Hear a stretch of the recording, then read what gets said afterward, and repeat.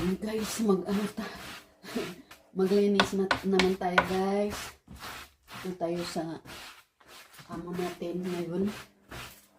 Bilis-bilisan natin kasi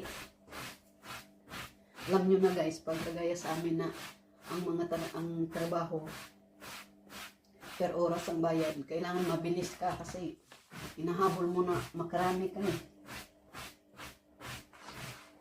Kaya kahit sobrang kalat, kailangan matapos mo siya ng, halimbawa, binigay ng amo mo ng 7 hours, kailangan matapos mo siya ng 6 hours.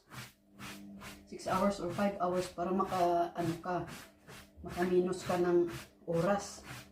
Tapos lipat ka na naman sa kabila. Pero hindi lahat ng amo pumapayag ng aalis ka na muna po sa oras.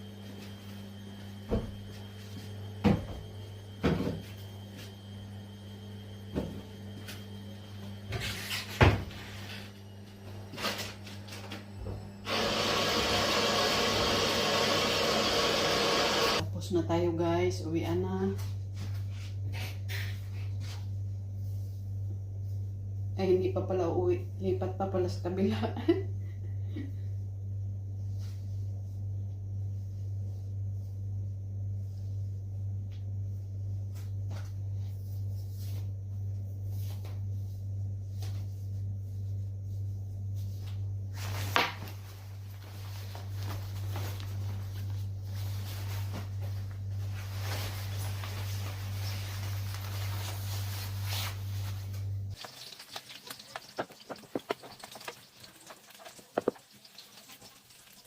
Ang dami.